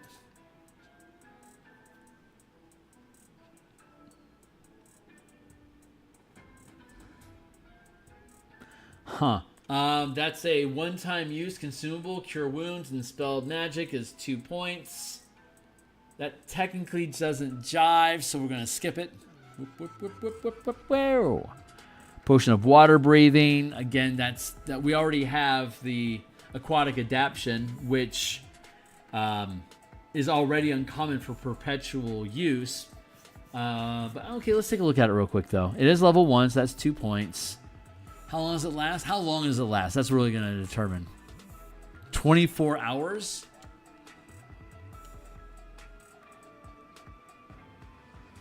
That's basically 4 points. So 2 points, 4 points, 3 points. Hey, there you go. And it's consumable. Okay, cool. That actually jives. So potion of pission. Potion of water. Again, this document is linked down below. You can join me if you want down here on page 264, and all the powers that we're using are at the very front end of the book on page, I want to say page 3. 2 points equals aquatic anatomy. Level 1 sustained. And we got 4 points equals sustained for 24 hours. And then we have 1/2 equals potion. So that takes it down to 3 points. 1 and 2 points is common. 3 or 4 points is uncommon. And in the DMG, this is listed as uncommon. So that also complies. The system works out more often than it doesn't. As long as the magic item does something that martial powers can do, generally we can make it work. What's next? Poof, what do you need? Poof, what do you need? Poof, what do you need? It's 8:30. We're doing good. We can get through this list.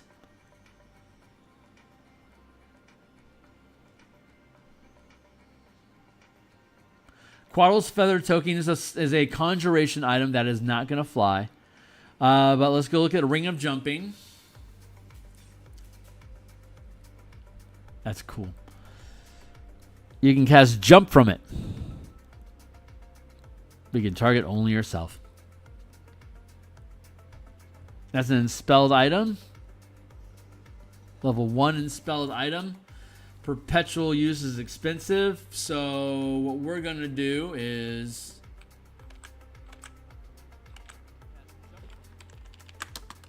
Ring of Jumping, and again, this is just basically going to be the same uncommon as the Boots of Striding and Springing, essentially. 2 points for Abundant Step. And then 2 points for 1 temporary mana. Abundant Step. So now we have a fly speed equal to our move speed. And it'll tie up one of our channels, but we don't have to pay for it ourselves, and it's always prepared for us when we have this item attuned. And again, we can upgrade that to rare so that it doesn't use one of your channels.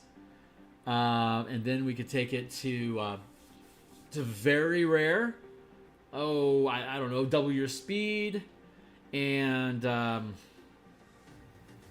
maybe give you like rogue stance, so you have dodge and disengage and dash on top of your abundant step movement. And then as a legendary item, you could have dodge, disengage, and dash as a bonus action for all three of those things, on top of having double your move as flight speed until the end of your turn. That's a pretty damn good item. That would be like Sky Shear Boots or something. I don't know what we'd call it, but it wouldn't be Ring of Jumping. These are just proving that the mechanic idea of these magic items work with our point system. So when we start building items with our point system, we know that it's going to be in scale with all these other armaments, implements, items, and weapons that we've been building. This is just a proof of concept right now.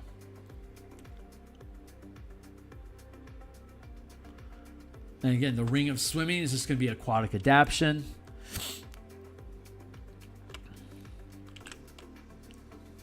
We already have the Cloak of the Manta Ray and the Cap of Water Breathing. All these things are basically the exact same thing in just different formats.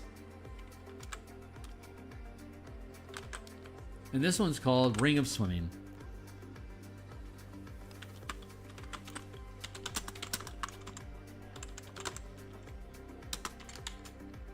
Yeah, there you go. It's the same. It's essentially the same item, just in a different format.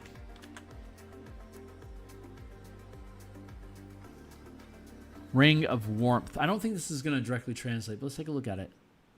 Oh, that's so cute. Look at that. That is adorable. If you take cold damage while wearing this ring, the ring reduces the damage you take by 2d8. In addition, while wearing this ring, you and everything you wear and carry are unharmed by temperatures of 0 degrees Fahrenheit or lower. That's basically adaptive resistance. Again, I love that it has fur on the inside of the ring. That is such a cool ring. I love this ring. What a great item. But we've basically done it twice already. I'm going to just skip it.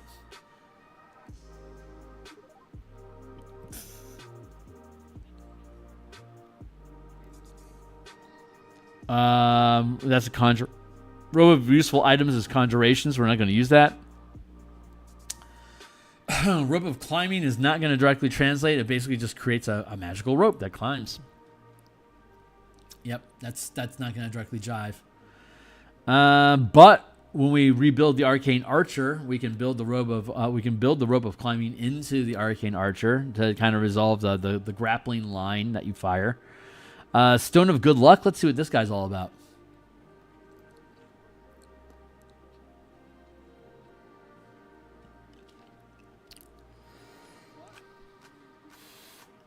All ability checks and saving throws.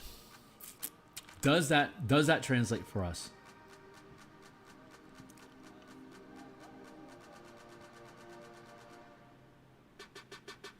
Yeah, +1 enchantment to, what is it? Ability checks and saving. Yeah, that drives.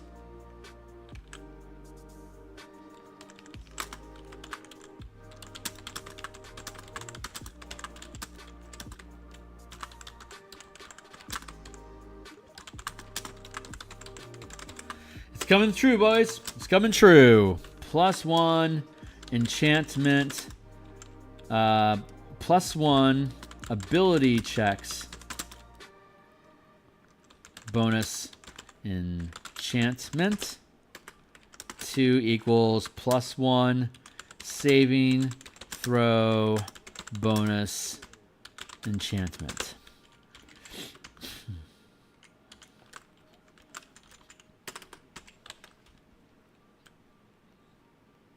What's next? Wand of Secrets. Huh. Okay. Cool wand.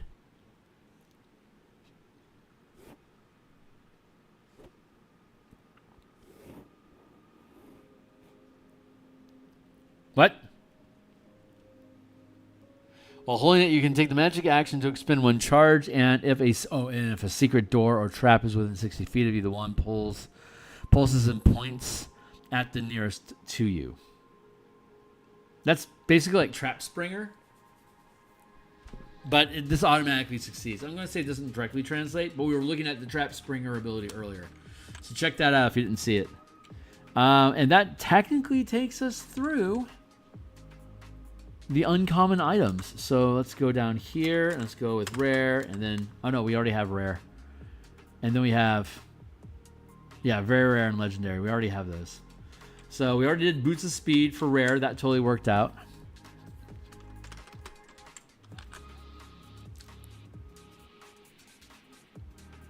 We already did ammunition in our armaments. Bag of Beans is summoning. That doesn't work. Dwarven.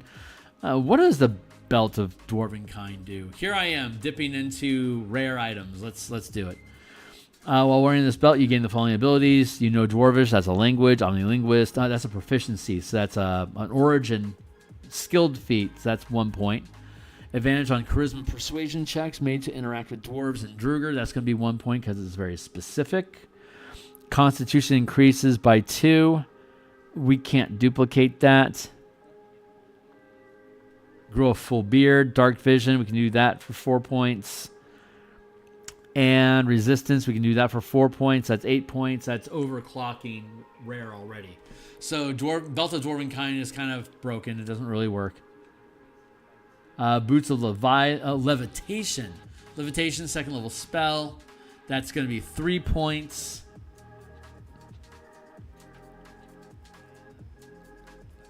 And then the 2 mana to cast it is also 3 points. That's 6 points. That's within the curve. Boots of Levitation.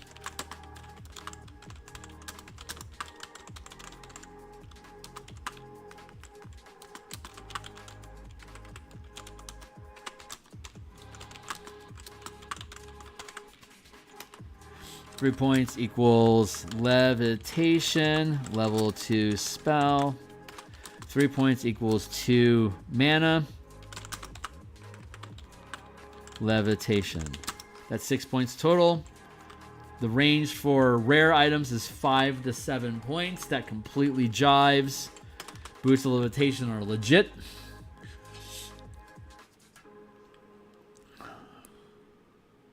Boots of Speed we already did.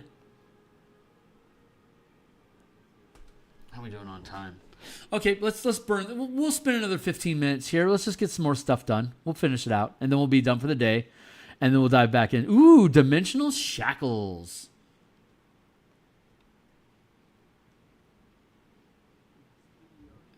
Three.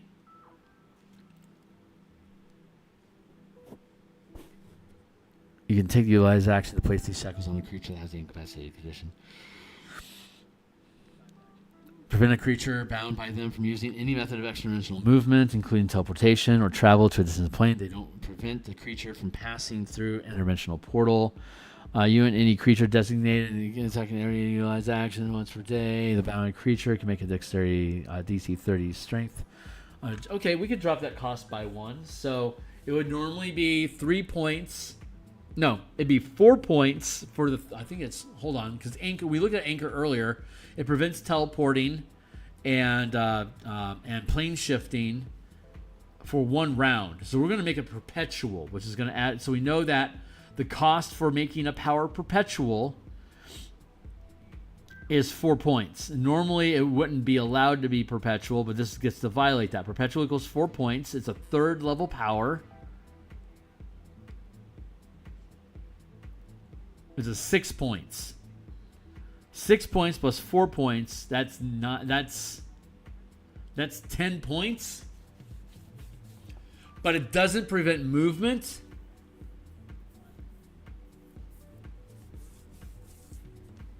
It only prevents teleportation and plane shifting. So I think we can fake that.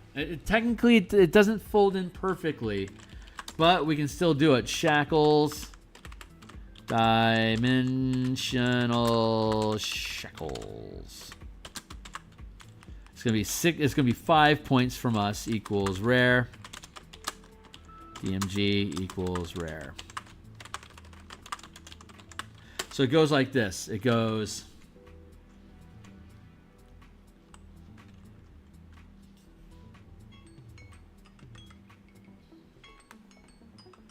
Level 3 powers. Level. We'll go. We go 4 points equals anchor. Level 3. Reaction. 4 points equals perpetual anchor. We're gonna go 1/2 value equals teleport and plane shifting only. So that's a total of 4 points, which is technically uncommon. Let's go with 2/3 value.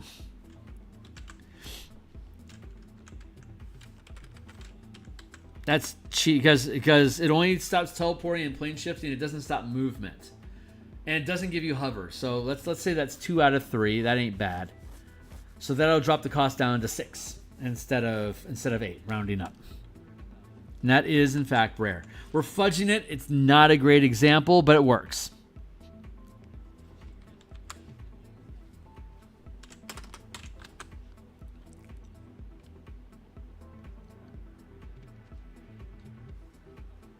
Don't we deserve the best?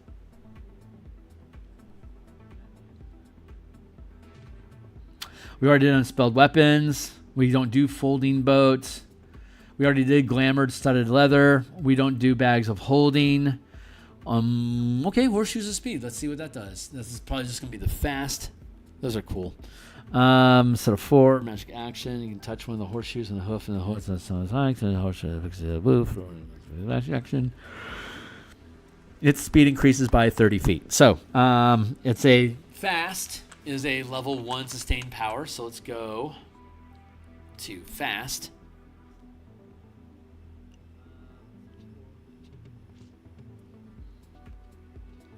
Fast, level 1 sustained power. Your speed increases by 5 feet per mana sustained this way. Oh, it doesn't directly translate.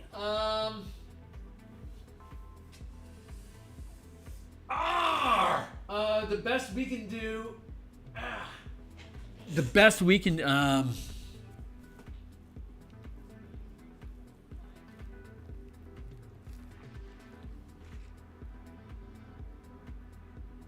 Could make it 10 mana. I've been considering that anyway. This would be a good excuse. Level 1 power is only 2 mana. But to have it, if it's at the 10-foot scale per mana at 30 feet, that's a level 3 power. So we'd have to sustain it with 3 mana, which is 6 points. That's 8. That's 8. That's very rare. I can't do that. And there's nothing that makes it conditional. Blech.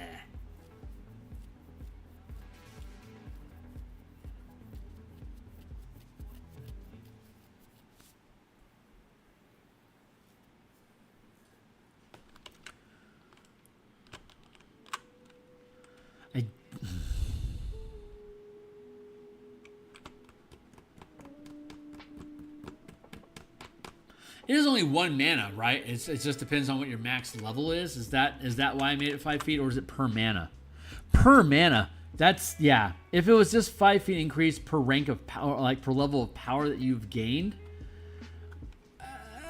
that would be a decent argument. But fast per mana sustained, that's vicious.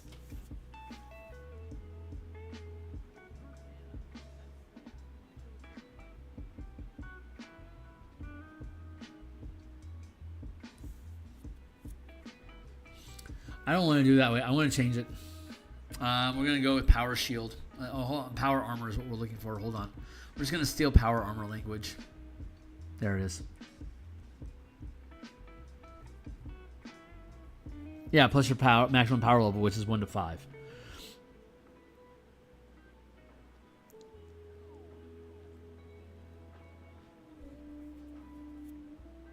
Times multiplied by your maximum power level. That's the proper language. So let's go fix it.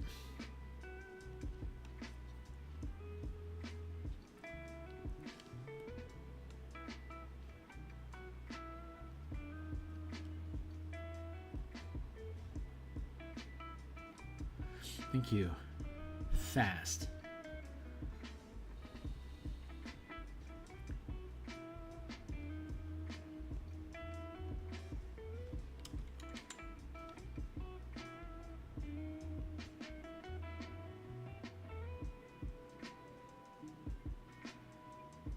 There it is.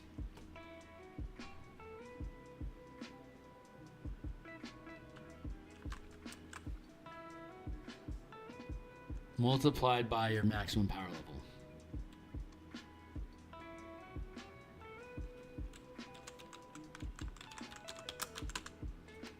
There. Your speed increases by 5 feet multiplied by your maximum power level. So it only will ever take 1 mana to use this, and at 9th level it's plus 15 feet. What are the chances that that's how much faster Monk goes? I am now curious.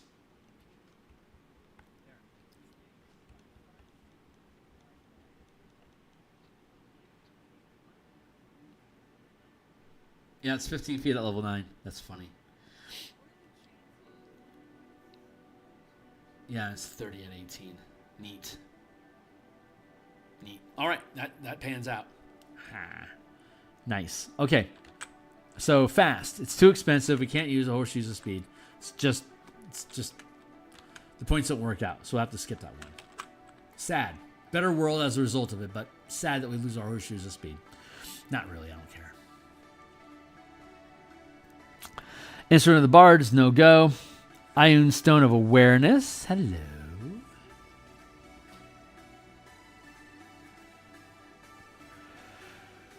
Advantage on initiative rolls and wisdom perception checks. Okay.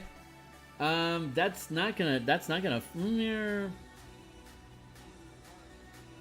2 points for the advantage on initiative rolls. 2 points for the wisdom perception checks. That's only 4 points. So that awareness only comes out as an uncommon item. So let's go with Ion Stone. Let's just do it anyway. That's why we're here.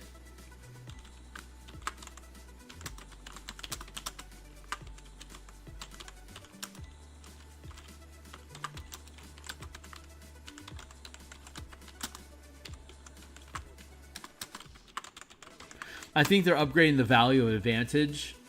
So let's go with 2 equals advantage on initiative rolls.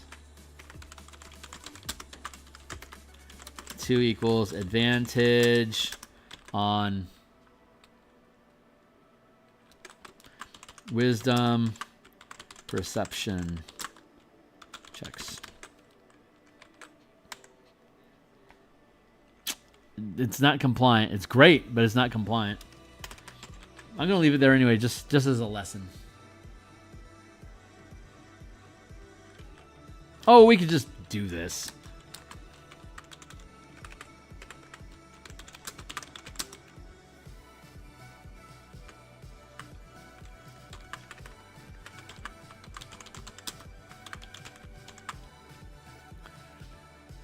Now it's even better. And it's compliant. I like iron stones.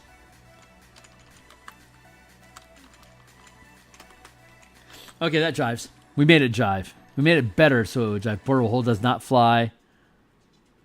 Potion of diminution is the same as... basically the same as Potion of giant size. It's essentially the same thing. We're going to skip it. Potion of gaseous form does not have a direct translation. Potion of healing is not directly translated. Calls feathered tokens, creates boats. Oh my god. Ring of evasion. Hey-oh. I can't believe we got through the rare. We're going to be in the very rare. We're definitely finishing on Saturday, on Thursday. 100%. And probably starting to build magic items on Thursday. I'm kind of excited about that, honestly. Just kind of like really excited about that. Ring, 3 charges. 3 charges. When you fail a dex saving throw while wearing the ring, you can't. Let's just gonna make it roll with the hit. Let's go check that out real quick. I think that'll fall into our price point. So roll with the hit. When you take damage from an attack, you gain resistance to that instance of damage. You can channel this power without taking a reaction if you spend an extra spell point. It's 2 mana, so that's 3 points, plus the 2 mana to use as reaction power. That's 6 points. But wait. This doesn't require anything, does it? Oh, yep, you still have to use your reactions, so screw you, Oofus. Yeah, roll up the hit. Anytime you take damage, you can just use a reaction to make it half.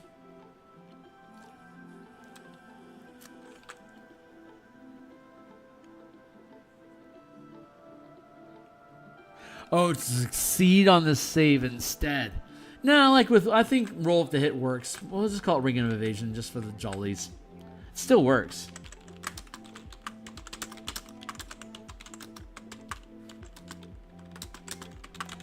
Six equals rare. DMG equals rare. 3 points equals roll with the hit. Level 2 reaction. And then 3 points equals 2 mana. Roll with the hit.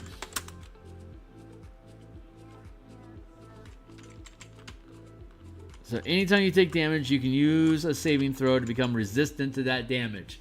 Kind of like how evasion works. Reduces the damage by half. It doesn't stack, but it's okay. That is a rare magic item. I love it.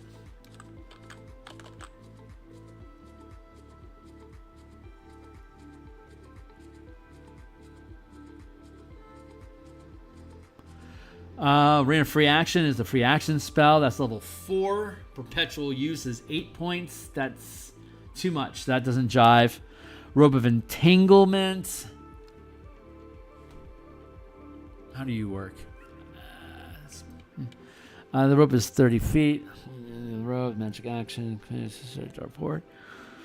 That's the entanglement spell. Basically level 2. That's 3 points and 3 mana to use it at will. Rope of Entanglement. Yep. Rope of Entanglement.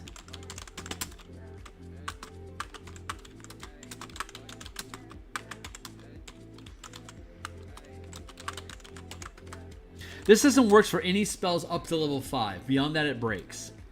Level 3 equals Entangle. Level 2 spell. And then 3 points equals 2 mana. Entangle. So as a magic action, you can use this rope, entangle something. There, it works.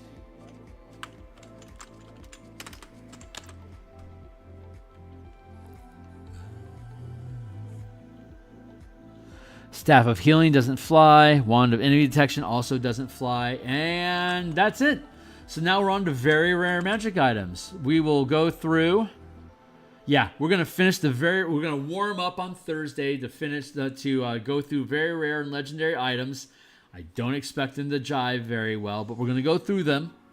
And when we do, we'll assign their point value. That will conclude our effort. There's a lot of magic items here that completely conform to the magic item system. See all those exclamation points? Those are all valid uses of this crafting point system that works.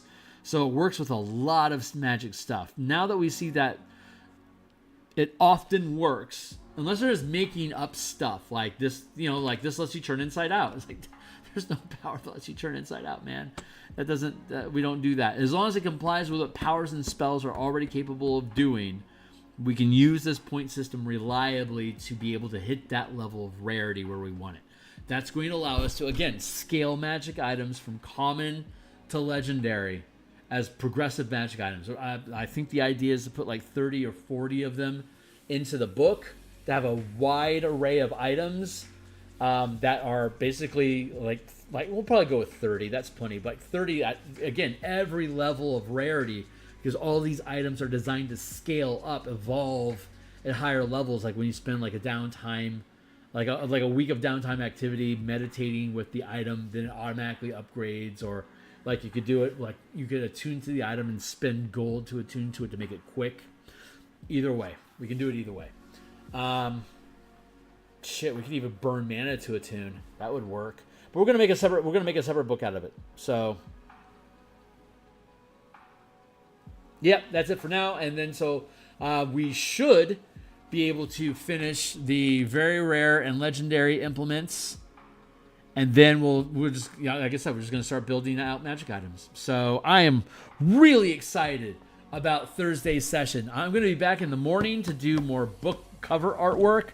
I love how the Martial Powers book cover is coming along. It's super fun. That's going to be a good book cover. We're going to continue working on that. Wednesday, I will not be here. I have to make my monthly sojourn downtown to Seattle corporate office to pay my pound of flesh for the day, to have the convenience and lifestyle that I have of working remotely with that company. I am honored and privileged to do so, so I will happily pay my pound of flesh.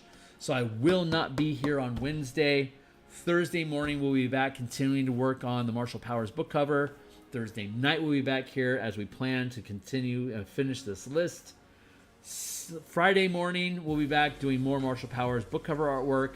And on Saturday, we'll either be doing Eberron campaign prep or we'll be building magic items, one or the other. And then on Monday, we'll be making magic items. And we're just going to keep making magic items until we've got a good pile of them, until we feel content. I'm shooting for at least 30. We'll see how it pans out. And then we'll take it from there. So, yeah. All right, guys, that's it. I'm out of here. Thanks so much for everyone hanging out with me. I really appreciate it. All the promo stuff, like, subscribe. You know how the world works. I'll see you guys on the other side. Thanks a lot.